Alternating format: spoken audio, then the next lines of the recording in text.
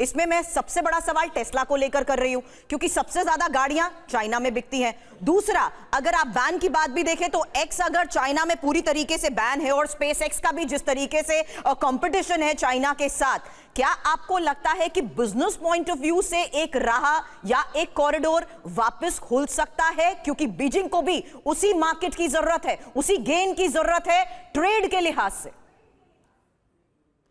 देखिए, डेफिनेटली ये बात तो है कि जो चाइना की और अमेरिका की जो इकोनॉमी है वो एक दूसरे से इंटरडिपेंडेंट है। दोनों को एक दूसरे की का सहयोग, दूसरे को एक दूसरे का साथ चाहिए। ऐसा नहीं है कि चाइना वो अपने आप में अलग रहेगा, वो कहेगा कि मैं फुली डिपेंडेंट हूँ, अब मतलब मैं इंडिपेंडेंट हूँ। ऐसा नहीं है, दोनों को एक दूसरे की वो चाहिए।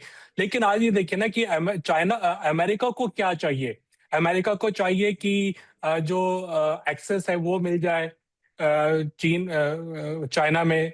जो उसकी जो कंपनी है, अमेरिकी कंपनी जो चाइना से निकल के जा रही है, तो वो चाहते हैं कि उसको ज्यादा रियायत दी जाए चाइना में।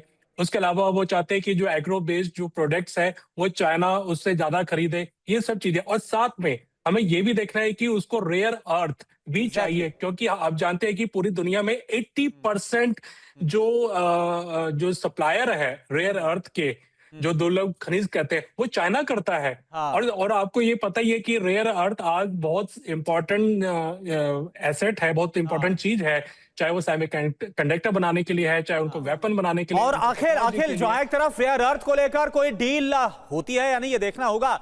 लेकिन चीन भी ये चाहेगा कि जो उसके सेमीकंडक्टर्स और जो चिप है उसके लिए जो अमेरिका अपना मार्केट और ज्यादा खोले, यानी कि बहुत ज्यादा यहां पर जो हार्ड बार्गेनिंग है जिसका बार बार जिक्र हो रहा है वो होने वाला है। एक और बड़ी खबर का रुख करें अखिल, इसलिए आपको रोका है। ट्रंप के चीन दौरे के बीच बड़ा दावा, ईरान को हथियार बेचने की तैयारी। चीनी कंपनियों ने हथियार बेचने पर चर्चा की है। तीसरे देशों के जरिए हथियार बेचने की योजना है। पोर्टेबल एयर डिफेंस बेचने पर भी विचार है। देखिए, चीन चाहेगा भले ही वो वॉर मशीनरी हो या फिर हथियार हो, उसके जरिए भी वो अपना जो व्यापार है, बिजनेस, वो करना चाहेगा। और ऐसे में क्योंकि ईरान उसका अहम साझेदार है, तो ये एक बड़ा जो ऐलान है, क्या उसका इंपैक्ट, उसका असर इस दौरे पर देखने को मिल सकता है? हालांकि अब बीजिंग के इसी इन्फ्लुएंस को इस्तेमाल करते हुए क्या रीजनल डीएस्केलेशन की इस कोशिश का कोई असर हो पाएगा? एक्सपर्ट से इसको लेकर सवाल करें, क्योंकि एक तरफ जिस लिहाज से चीन ईरान को मदद दे रहा है, उस वक्त में हो रही इस बातचीत में स्ट्रेट ऑफ हार्मुज की कंडीशन बहुत मायने रखती है करुणा। हालांकि चीन ईरान की इसी नजदीकी से अमेरिका की कैसे चिंता बढ़ चुकी है, ईरान को सीक्रेट रूप से हथियार बेचने पर चर्चा। वहीं चीनी कंपनीज ने हथियार बेचने का एक और प्लान बना रखा है। बिल्कुल, किसी तीसरे देश के जरिए हथियार भेजने की योजना चीन बना रहा है।